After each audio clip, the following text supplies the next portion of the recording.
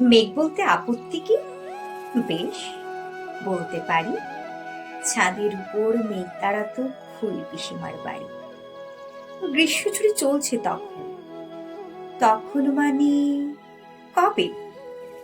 আমার যদি 14, মেঘের 16-17 হবে।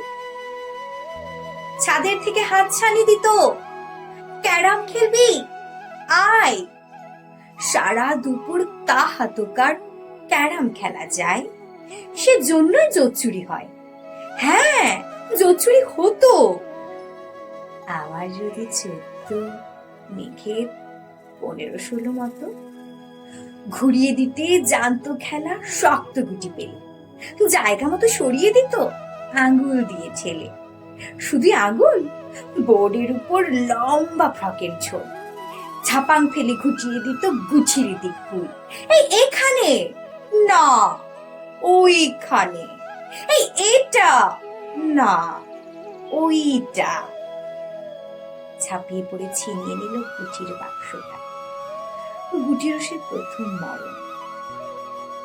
প্রথম মরা মানে বুঝবে শুধু তারাই, যারা ক্যারাম খেলা জানে।